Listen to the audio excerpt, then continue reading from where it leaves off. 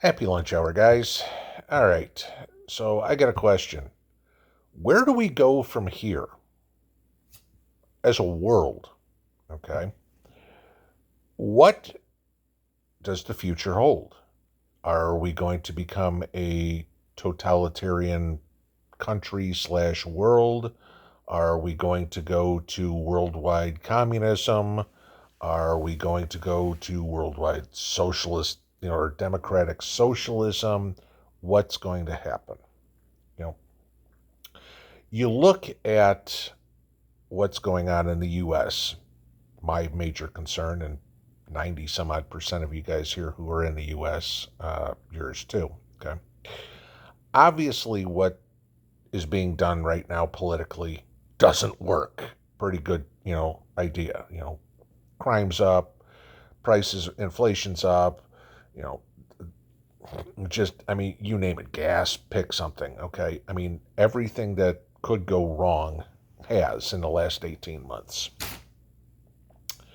So, where do we go from here? What do we do to fix it? And there's the problem. Now, this is what you really look at. 81 million people supposedly voted for Potato Joe. There's a whole bunch of videos out there of man on the street type things where people regret their decision, saying, Joe screwed up, Joe, you got to do better, or whatever it would be. Where does this lead us to? Okay.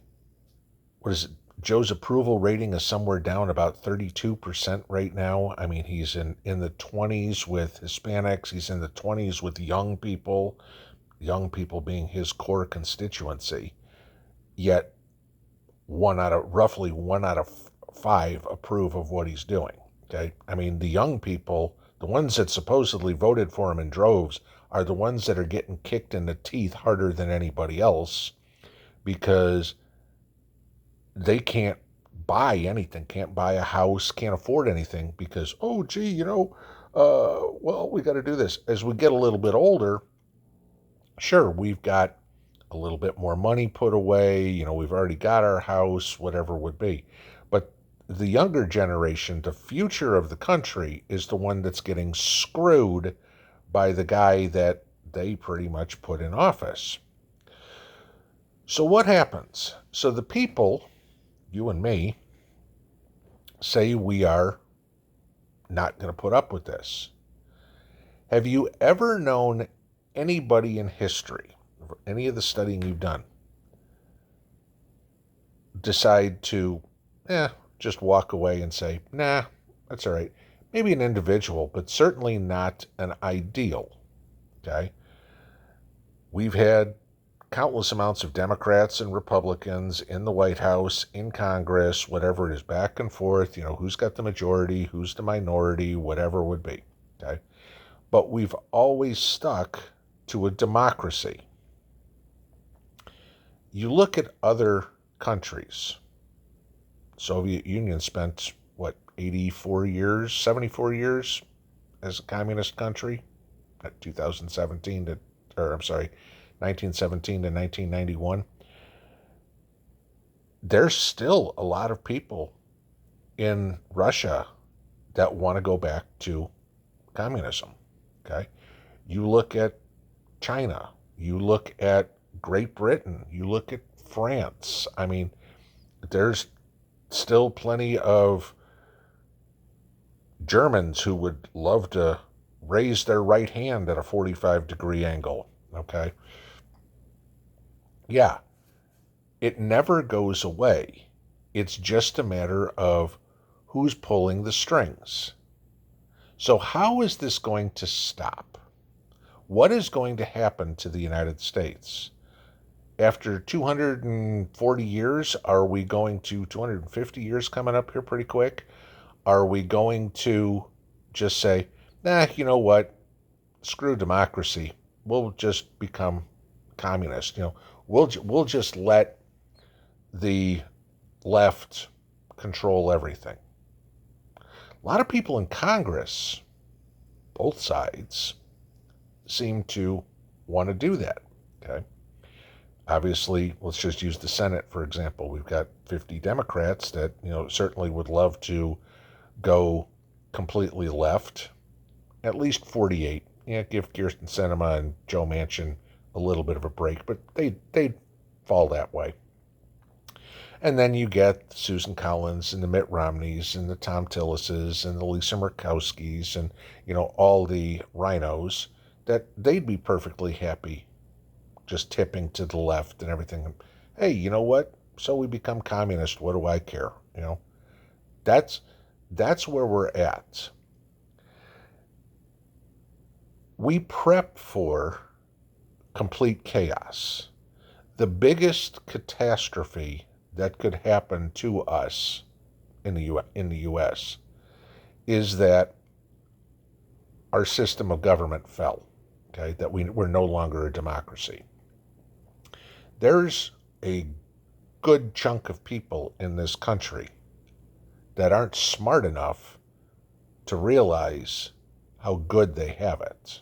Okay, that suddenly there is something better than having representation. Can't figure that one out.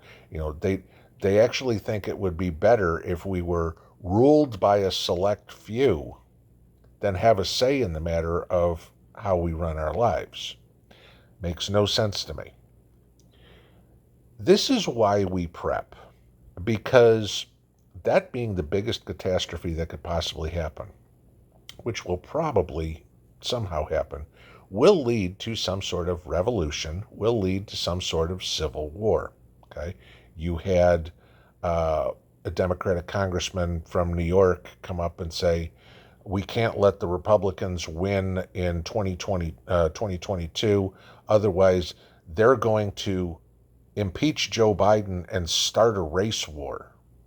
Okay, and I look at this and go, yeah, there's plenty of things to impeach Biden for, criminal acts that he's actually committed. Okay. As for starting a race war, dude, you're a little late. Have you noticed your BLM and Antifa guys? They are all for a race war and have already started it. And you're falling right into it. With all this equal opportunity, affirmative action crap that goes on, everything like that. Equal opportunity, I'm all for equal opportunity. I'm just not for, you get it because of your skin tone, because of your religion, because of your gender confusion, whatever it would be. This is what we've got to look at, is how are we going to navigate the craziness that these wannabe dictators are putting us into. 77% thereabouts of the country does not approve, or I'm sorry, 67% does not approve of the way Joe's running the country. Do you think the Democrats are willing to give up control? Nope. Okay. Again, let's remember all those conversations that we had 2 years ago where, if Trump loses, he's never going to vacate the White House. Remember the projectionism that liberals are notorious for. They accuse everybody else of doing exactly what they're doing. Okay? Yeah. Do you honestly think in November, should there be an election, there should, but no guarantees at this point, that all these people that lose are going to politely step down? Do you think in 2024, when Biden gets his ass handed to him, that he's going to politely walk away? Me neither. Pinball out.